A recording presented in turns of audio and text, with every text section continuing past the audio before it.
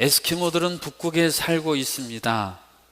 가보시지 않아도 북극이 얼마나 추운 곳인지는 다 알고 계십니다. 에스키모들에게 냉장고가 필요할까? 여러분 어떻게 생각하십니까? 유럽 사람들과 미국 사람들이 에스키모에게 냉장고를 팔러 갔다가 딱지를 맞았습니다. 여보시오, 우리 집 밖은 냉동고고 집 안은 냉장고인데 무슨 냉장고가 필요 있어? 그런데 이 에스키모들에게 일본 사람들이 냉장고를 팔았다는 게 아니겠습니까?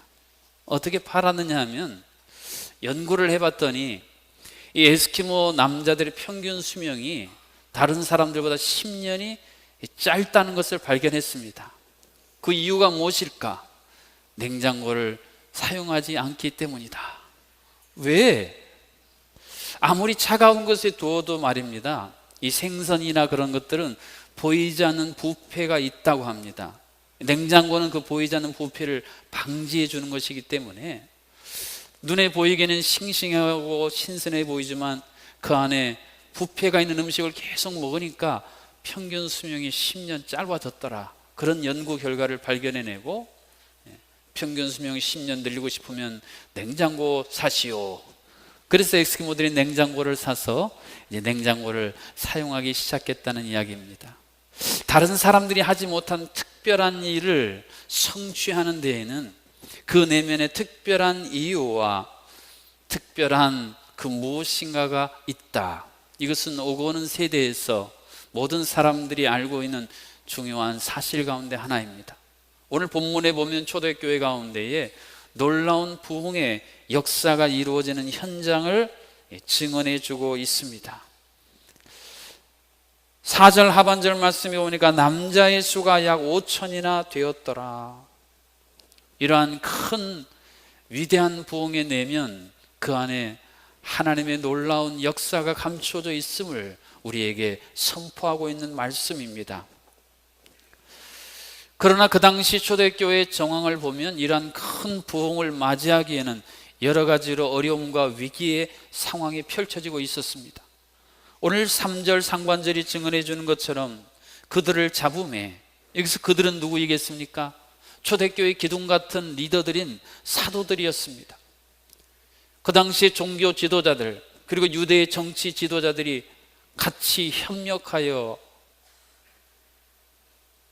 이 사도들을 잡았습니다. 예수 그리스도의 부활의 복음을 전하는 것이 못마땅하여 그들을 잡았습니다. 뿐만 아니라 3절 하반절이 증언해 주는 것처럼 그들을 이튿날까지 가두었습니다. 옥에 집어넣어 투옥시켰습니다. 그것도 모든 유대인들이 보는 백주대낮에 펼쳐진 일이었습니다. 누군가가 어떤 이유에든지 체포되어서 감옥에 갔다. 그 사람의 말을 누가 잘 들으려고 믿으려고 하겠습니까?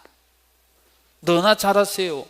이런 마음속의 이야기들, 그러한 상황 가운데서도 이러한 놀라운 위대한 부흥이 이루어졌다는 것은 참으로 신비한 일이 아닐 수 없습니다. 감옥 안에서 사도들은 얼마나 억울했겠습니까? 우리가 주의 복음을 전하는 사명을 감당했을 뿐인데 잡히고 옥에 투옥되었다. 무엇을 먹다가 체한 것처럼 얼마나 답답했겠습니까? 감옥에 가둘 때 그냥 가두는 것이 아니라 사도 바울과 실라가 많이 매 맞았다 기록된 것처럼 사도들 옥에 갈 때 그냥 곱게 가지는 않았을 것입니다. 이처럼 몸도 마음도 영도 다 아파 또한 수치심 가운데 쌓여 그 옥에 갇혀있는 리더들, 핵심 리더들이 다 체포되어 투옥된 상황에서 이런 엄청난 부흥이 있었다. 놀라운 역사가 아닐 수 없습니다. 하나님, 우리가 있을 곳은 여기가 아닌데요, 우리가 이 감옥 안에 있을 게 아니라 저 광장에 나가서 부활하신 예수 그리스도를 전해야 하는데, 우리가 하나님의 사명을 감당하면요 막힌 길도 뻥 뚫어주시고 닫힌 문은 활짝 열어주셔야 하는데 도리어 길을 막으시고 우리를 감옥에 갇히게 하시다니요. 하나님의 섭리와 하나님의 계획이 이해할 수 없는 그런 상황, 그런데도 교회에 이런 엄청난 부흥을 하나님께서 이루시사 남자만 5천 명이 되게 하셨다. 어떻게 이게 가능할 수 있었을까요? 오늘 본문 4절 상반절은 이러한 질문에 대한 첫 번째 실마리를 이렇게 기록을 해주고 있습니다. 말씀을 들은 사람 중에, 하나님께서 말씀을 듣게 하셨다, 그런 말씀입니다. 여러분, 사람들이 말입니다, 마음을 닫고 귀를 막아버리면 아무리 말해도 그것이 그 사람에게 들어가지를 않습니다. 심지어는 하나님이신 예수님이 이 땅에 오셔서 말씀하셨는데도 지금 이 사도들을 잡아가던 종교 지도자들은 귀를 막고 마음을 막고 예수님의 말씀을 듣지 않았습니다. 바리새인과 서기관들도 예외는 아니었지요. 유대인들은 어땠습니까? 예수님을 십자가에 못 박으라고 외쳤던 이 장본인들, 그 마음이 완악하고 강팍하게 그지없었던 이 사람들의 마음, 이들의 귀, 이들의 눈을 하나님이 여시사 하나님의 말씀을 듣게 하셨습니다. 그러자 하나님의 말씀이 그들 가운데 움직이기 시작한 것입니다. 태초에 하나님이 말씀으로 천지를 창조하시니라. 하나님의 말씀이 그들 가운데에 움직이기 시작하자 그들의 인생에 새로운 창조의 놀라운 역사들이 일어나기 시작했다. 이것이 핵심 리더들이 다 체포되고 투옥된 절망적인 위기의 상황에서도 교회가 엄청난 부흥을 이루게 된 그 중요한 이유임을 오늘 본문을 통해 우리에게 말씀해 주고 계십니다. 또한 4절 중반절 말씀에 보면 믿는 자가 많았다라고 기록을 해주고 있습니다. 말씀을 들음으로 그치지 않고 그것이 믿음으로 나아갈 수 있도록 하나님이 역사하셨다는 소중한 통찰력입니다. 오늘날 많은 분들이요, 말씀을 듣습니다. 귀로 듣고 실은 머리에서 뱅뱅뱅뱅 도는 차원에서 멈추는 인생들이 너무 많이 있습니다. 그러나 그것은 믿는 게 아닙니다. 왜냐하면 믿는다라는 말이 갖고 있는 어원적인 의미는요, 마음을 드린다, 심장을 그 대상에게 드린다, 이게 믿는 거예요. 그래서 우리가 귀로 들은 하나님의 말씀이 머릿속에 생각으로만 돌지 말고 그것이 마음으로까지 내려갔어. 심장 속까지 깊이 뿌리를 내려야 그게 믿는 것입니다. 그래야 그 피가 심장에서 온 몸으로 펌프질을 하여 순환되는 것처럼 그 말씀이 우리를 전인적으로 완전히 변화시키는, 주 예수를 믿으라 그리하면 너와 네 집이 구원을 얻으리라, 나뿐 아니라 공동체까지 변화시키는 능력의 말씀이 되더라. 그런데 하나님께서는 말씀을 듣게 하시고 더 나아가서 그것을 믿게 친히 역사해 주셨습니다. 이것이 위기의 상황, 사도들이 다 체포되고 투옥된 상황에서도 교회가 엄청난 부흥을 이루게 된 근본적인 동력임을 이 짧은 구절을 통해 우리에게 계시해 주고 계십니다. 사도들이 사실 감당한 것은 하나님의 눈으로 보면 그렇게 큰 것은 아닐 것입니다. 그러나 그 작은 사명 감당한 일을 통해서 하나님이 이루시는 이 큰 열매를 친히 바라보게 하셨습니다. 오늘 우리가 교동문에 낭독한 것처럼 여호와께서 큰 일을 행하셨도다. 그들이 체포되고 투옥될 때에 하나님이 왜 우리를 방치하실까, 그런 생각 안 해봤겠습니까? 그런데 감옥에서 들려오는 소리를 들으니 교회는 더욱더 번성하고 흥황하게 되었더라. 하나님이 하셨습니다. 우리가 사명 감당하고 노력해서 이러한 부흥이 온 게 아니라 하나님이 친히 위대한 역사를 이루셨습니다. 할렐루야. 육지에 있는 교회들 가운데에 이제 안식년을 맞아서 목사님들이 교회를 비웠는데요, 이 담임 위 목사님들이 목회할 때보다 교회가 더 번성하고 더 흥황되는 교회들이 있습니다. 목회자의 리더십으로 교회가 부흥되는 게 아니라 하나님이 교회의 부흥의 진정한 주체시고 주인이시다. 이것을 지금 사도들도 동일하게 감옥 안에서 깨닫게 되었던 것입니다. 그렇습니다. 진정한 부흥과 능력의 주권은 하나님에게 속해 있습니다. 너희들이 씨를 뿌리고 물은 주지만 그것을 자라게 하고 열매 맺어 추수케 하는 그 권세, 그 권한은 바로 내게 있느니라.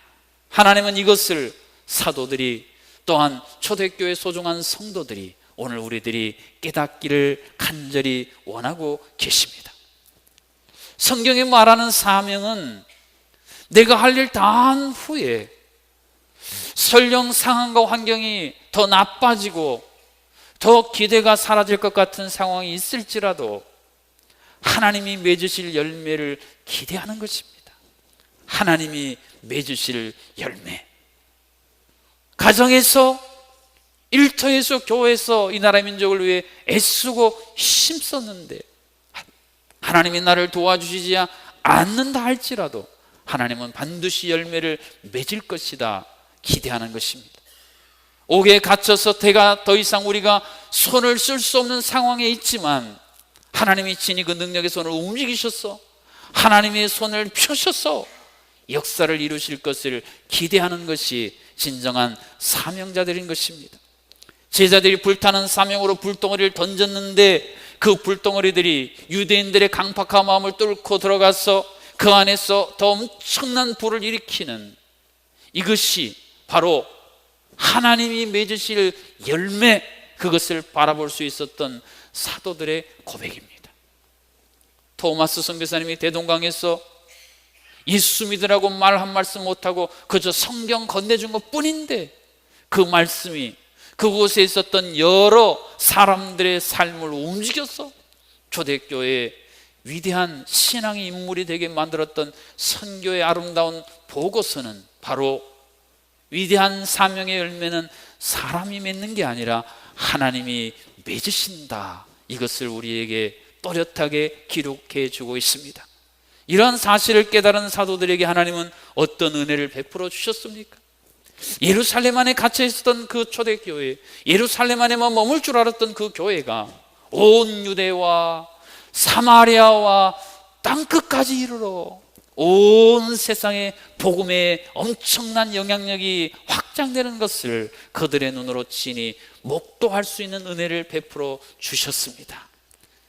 체포되고 고문받고 투옥됨에도 불구하고 외치기만 하면 하나님이 이러한 위대한 열매를 맺어주시는 역사를 바라보며 그들은 감옥에서도 이제 웃을 수 있고 우리가 손쓸 수 없는 상태에 있다 할지라도 내 마음은 평안하다고 고백할 수 있는 진정한 은혜의 안전지대 가운데에 그들은 살아갈 수 있게 되었습니다.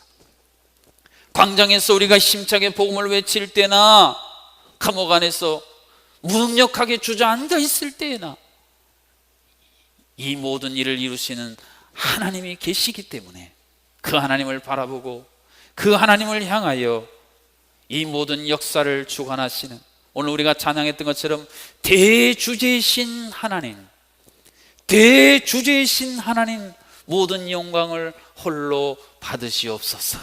하나님께만 영광을 돌릴 수 있었습니다. 오늘 이 시대를 살아가는 우리 각자도 가정 안에서 또 교회 안에서 일터에서 또 우리가 발디고 서 있는 이 땅 이 나라의 민족을 위해서 나름대로 사명을 각자 감당하며 살고 있습니다. 그런데 정작 우리가 눈에 보이기를 원하는 사명의 열매들을 바라보고 그것을 수확하는 기쁨을 맛보지 못할 때가 너무 많이 있지 않습니까? 총탄이 빗발치는 전쟁터에 나가 전투를 마치고 돌아왔는데 잡아서는 상을 주는 게 아니라 감옥에 넣는다면 누가 나가 전쟁터에서 피를 흘리며 생명이 오가는 그곳에서 전투하고 싶겠습니까? 그런데 우리가 하나님의 사람들로 하나님의 자녀로서 하나님의 사명을 감당하는데 이런 결과들이 우리 앞에 다가올 때가 있습니다. 모든 것이 꽁꽁 묶여서 꼼짝달싹을 할 수 없는 것 같은 답답함에 처할 때도 있습니다. 내가 지금 처해 있는 이 현실은 내가 하나님의 사람이고 하나님의 자녀이고 내가 믿는 이 복음을 당신도 믿으면 풍성한 삶, 생명을 누릴 수 있다고 말하고 싶은데 내가 처한 현실이 그것을 증명해 주지 못하는 것 같아서 차마 떨어지지 않는 입을 막고 싶을 때도 얼마나 많이 있습니까?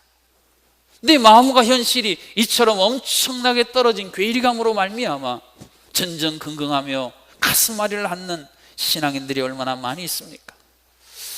하나님께서 하나님의 나라와 영광을 위해 사명을 감당하는 사람들을 순서대로 쭉 세우셨어. 앞에서부터 복을 주시고 큰 자리를 주시고 그런 것들을 눈에 보이게 하신다면 좋을 것 같은데, 도리어 사명자들의 삶은 화려하고 풍족하기보다는 누추하고 힘든 삶을 살아가는 것들이 눈에 보여짐으로 말미암아 그 자녀 자손들이 주변에 있는 사람들이 회의감을 가지고 뜨거웠던 열기는 시들해지고 믿음까지 내동댕이 치는 일들도 우리들 주변에 너무 많이 일어나고 있습니다. 그럼에도 불구하고 이튿날까지 가두었으나 그러나 하나님은 오늘도 하나님의 위대한 부흥을 우리 가운데 계획하시고 이루어 가신다는 사실을 믿을 수 있기를 주님의 이름으로 축복합니다. 박물관이 살아있다라는 영화를 보셨습니까? 생명체가 없는 것들이 밤이 되면 막 움직여서 위대한 스토리를 만들어가는 그런 이야기입니다. 하나님의 말씀이 박물관의 유물로 고착되고 생기가 없는 그 말씀이 아니라 오늘 내가 내 손으로 쥔바된 말씀이고 내 입으로 선포될 수 있는 말씀이고 내 심장을 요동치게 하는 말씀이고 내 모든 삶을 전인적으로 통째로 변화시킬 수 있는 말씀, 하나님은 오늘도 그 말씀으로 우리 가운데 친히 운행하고 계십니다. 생명의 씨앗을 땅에 심으면 아무것도 안 된 것처럼 보이지만 때가 되면 30배, 60배, 100배의 결실을 맺는 것처럼 하나님 오늘도 우리에게 하나님 나라의 영광을 위해 살아가고자 하는 사명 감당하자는 우리에게 이 생명의 씨앗을 심어 주셨습니다. 생명의 씨앗이 심으면 나타나는 필연적인 결과는 거듭남의 역사입니다. 지난주에 제가 어떤 분들과 대화를 나눴는데요, 지금 중국과 인도 일부 지역에서 소위 T4T라고 하는 트레이닝 포 트레이닝이라는 하나님이 주신 특별한 지혜를 통해요, 한 주간에 교회가 수십 개가 세워지고 있는 일이 지금 바로 우리가 살고 있는 이 시대에 동일하게 일어나고 있다는 놀라운 사실을 접하게 되었습니다. 초대교회에서 하나님이 이루셨던 그 놀라운 역사가 오늘 우리 동시대에도 동일하게 하나님이 그 역사를 이루고 계신다는 말씀입니다. 사명을 감당하여 씨를 뿌리고 자라게 하는 것, 물 주는 것은 우리의 몫이지만 하나님이 움직이기 시작하시면 상상을 초월하는 사명의 열매를 맺게 하고 계십니다. 하나님은 사명을 감당하고자 하는 사람들을 방치하시거나 무관심하지 아니하시고 주무시지도 졸지도 아니하시고 그 사명자들을 주목하여 바라보십니다. 그리고 하나님의 시간표, 하나님의 때가 되면 반드시 추수의 기쁨으로 단을 가지고 돌아오리로다, 이 약속의 말씀을 우리에게 친히 이루어 주십니다. 그러므로 하나님이 주시는 사명이라고 하는 것은 하나님의 은혜로 열매를 맺는 것입니다. 내가 노력하고 내가 씨를 뿌리고 내가 물을 줘서 당연히 열매가 맺혀야 된다, 이런 생각이 아니고 열매는 하나님의 은혜로 맺혀지는 것이다. 한번 따라해 보실까요? 열매는 하나님의 은혜로 맺혀지는 것이다. 사명을 감당하다가 벼랑 끝에 서게 돼서 이제는 내 사명, 내 열매 끝이다, 그렇게 생각한 바로 그때에 하나님의 위대한 열매를 허락하셨다는 수많은 신앙인들의 간증을 우리는 들어 알고 있습니다. 그 당시 초대교회 5,000명이라면 지금으로 보면요, 인구 비율로 보면 5만 명, 50만 명에 해당하는 엄청난 역사입니다.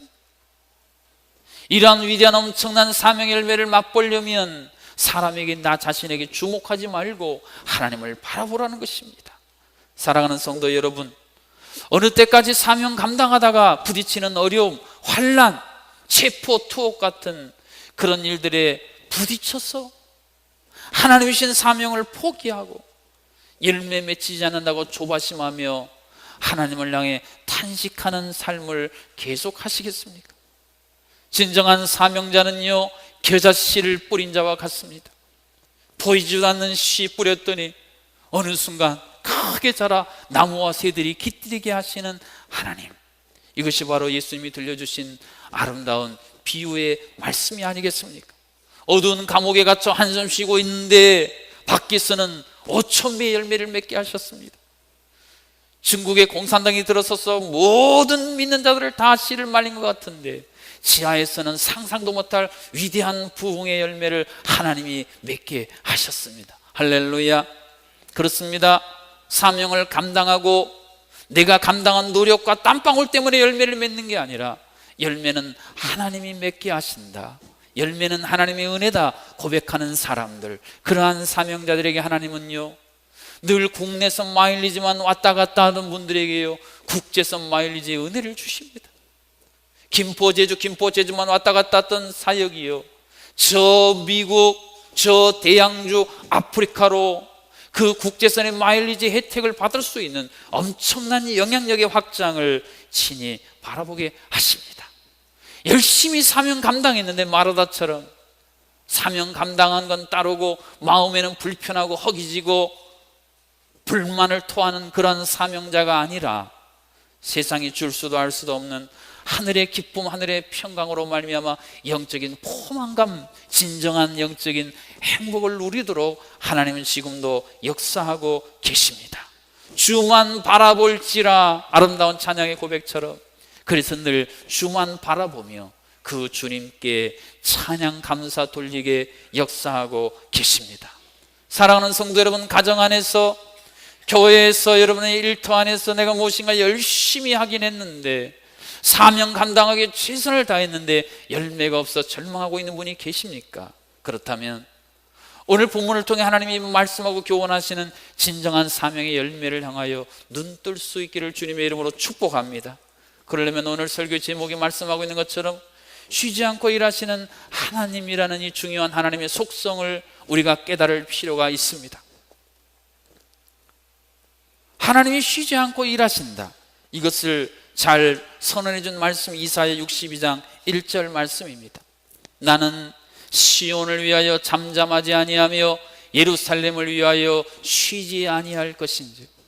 여기서 시온과 예루살렘이 여러분의 이름이나 가정과 교회 이름을 놓고 한번 묵상해 보십시오. 큰 은혜가 됩니다. 나는 아무개를 위하여 잠잠하지 아니하며 아무개의 가정과 아무개의 교회를 위하여 쉬지 아니할 것인지.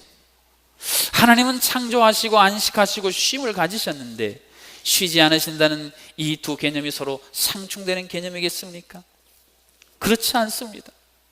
여기서 하나님이 쉬지 아니한다는 이 말씀은 자녀를 길러본 부모님이라면 다 이해할 수 있는 마음입니다. 자녀들 이 세상에 탄생할 때까지 온갖 정성, 관심 다 기울이고 이 세상에 태어나게 하고 교육시키고 결혼시키고 또 직장에 취업하고 또 애 낳으면 그 자녀의 자손까지.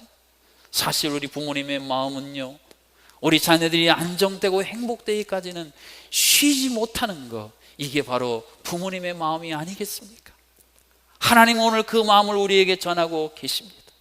너희들이 내 자녀가 아니냐, 너희들이 내 아들, 딸이 아니냐, 너희들이 안정을 누릴 때까지, 너희들이 진정 행복할 때까지, 너희들이 온전하게 설 때까지, 너희들이 인생의 진정한 사명의 열매를 맛볼 때까지 나는 쉴 수가 없구나. 우리를 위해 쉬지 않고 지금도 일하고 계시는 이 하나님의 마음이 오늘 하나님의 자녀인 여러분의 마음판에 뜨겁게 다가오고 새겨질 수 있기를 주님의 이름으로 축복합니다. 예수님도 이 땅에 오셔서 이 하나님 아버지의 쉬지 않고 일하시는 놀라운 역사에 대해서 교훈해 주셨습니다. 요한복음 5장 17절에 보니까 예수께서 그들에게 이르시되 내 아버지께서 일하시니 나도 일한다 하시며, 예수님이 이 땅에 오셔서 행하셨던 위대한 공생의 그 역사는 예수님이 성부 하나님이 일하시는 그 놀라운 일하심 가운데에 함께 되어진 일이라는 것입니다. 이것은 19절 하반절에 보면 더 구체적으로 기록이 되어져 있습니다. 아버지께서 하시는 일을 보지 않고는 아무것도 스스로 할 수 없나니. 아버지께서 행하시는 그것을 아들도 그와 같이 행하느니라. 여러분, 우리가 하나님의 일을 한다고 하면서 하나님이 쉬지 않고 나를 위해 어떤 일을 하시는지 모른 채로 일한다면, 예수님이 이 땅에 오셔서 나를 위해 어떤 일을 행하시는지 깨닫지 못하고 일한다면, 그것은 엄밀한 의미에서는 하나님과 상관없는 내 일일 수가 있습니다. 그러나 나를 위해, 우리 가정과 교회를 위해, 이 나라의 민족을 위해 쉬지 않고 일하시는 그 하나님을 우리가 바라보고 그 하나님을 깨닫고 그 하나님을 향해 온전한 고백을 할 수 있다면, 이제 우리는 비로소 진정한 사명자로서 하나님의 일을 이 땅에 행하고 그 열매를 맛볼 수 있게 되는 것입니다. 옥에 갇혀 있는 상황, 그래서 아무것도 할 수 없는 상황, 그래서 주저앉고 포기하고 싶은 상황에 있을지라도 5,000배 열매를 맺게 하실 수 있는 그 하나님을 향한 희망과 꿈을 접지 아니하고 그 희망과 꿈을 다시 한번 날개를 펴고 날아가는 것, 이것이 사명자들이 회복해야 할 소중한 믿음의 결단인 것입니다. 내가 씨를 뿌렸고 내가 물을 줬으니까 내가 열매도 반드시 맛보겠다. 내가 그 열매를 맛보리라. 그것은 하나님의 몫입니다. 사명의 열매는 하나님이 일으키신다. 하나님이 한번 우리에게 부어주기를 시작하면 오늘 본문에 나오는 상상도 못할 놀라운 것을 부어주시는 하나님이심을 마음속에 신뢰하면서 말입니다. 우리에게 가장 확실한 열매를 주실 이 하나님을 향해 진정한 사명자로서의 발걸음을 옮겨보시면 어떠하시겠습니까? 내가 사명을 감당하여 내가 열매까지 맛보겠다. 이것은 엄밀한 의미에서 보면 하나님이 우리에게 주시는 비전과 꿈을 외면하는 어리석은 행동일 것입니다. 요즘에 종종 아이들이, 요즘에는 아주 어린 초등학교 아이들까지도 부모님 몰래 자동차 키 훔쳐가지고 그 운전해가지고는 사고난 이야기들을 종종 듣지 않습니까? 아니, 운전에 달인 능숙한 부모님이 운전하면 타고 함께 가야지요. 내가 그거 한번 해보겠다고 하는 모양이나, 내 노력과 내 방법과 내 철두철미한 계획으로 말미암아 열매까지 내가 온전히 맛보겠다는 생각과 다를 바가 없다. 오늘 하나님은 이러한 소중한, 세상이 말하는 세상의 노력과 가치와 열매와는 다른 차원의 열매를, 사명자 열매를 우리에게 말씀하고 계십니다. 어떤 사람이 길가에 큰 바위가 있는데 하나님이 저것 좀 밀어라 말씀하셨어요. 열심히 밀었습니다. 아침, 점심, 저녁 3번 가서 밀고 또 밀었습니다. 온 힘을 다해 땀이 뻘뻘 나면서 밀었습니다. 그런데 수개월을 해도 돌은 바위는 꼼짝도 하지 않고 그 자리에 있는 것을 보고는 하나님을 향해 원망했습니다. 하나님, 아니 밀으라고 하셨으면 조금이라도 옮겨주시든지, 아니면 내게 삼손 같은 힘을 주셔서 번쩍 들어서 던져버리게 하시든지 해야 할 거 아닙니까? 그랬더니 하나님이 그러시더래요. 얘야, 내가 너에게 밀라고 했지 언제 옮기라고 했냐? 옮기는 건 너 못해. 네가 인간의 능력 가지고 어떻게 저 큰 돌을 옮기겠니? 그거는 내 몫이야. 근데 말이야, 네 팔다리 좀 봐라. 네? 그래서 팔다리를 보니까요, 약골이었던 이 팔다리가요, 보디빌더처럼 막 근육이만 깜짝 놀랐어요. 내가 모르는 사이에 밀라는 사명 감당했더니 돌은 움직이지 않았지만 내 팔다리를 하나님이 이렇게 튼튼하게 만들어 주시려고 했구나. 하나님이 우리에게 주신 사명을 우리는 너무나 많이 내 식대로, 내 생각대로 해석을 하고 그걸로 평가 기준을 판단을 해버립니다. 그래서 낙심하고 절망하고 불편해하고 불만하는 어리석은 삶을 반복하고 있지 않습니까? 오늘 하나님이 우리에게 보여주시는 새로운 사명의 열매, 씨 뿌리고 물 주는 것은 네 몫이고 자라게 하고 추수게 하는 것은 내 몫이니, 내 몫은 나에게, 네 몫은 네가 감당하거라. 그리하여 내가 너에게 예비한 진정한 사명의 열매를 맛보며 살아가거라. 이 하나님의 놀라운 말씀에 아멘 응답하여 진정한 사명자로서 하나님이 주시는 사명의 열매를 맛보며 살아가는 우리 모두가 되어줄 수 있기를 주님의 이름으로 축복합니다.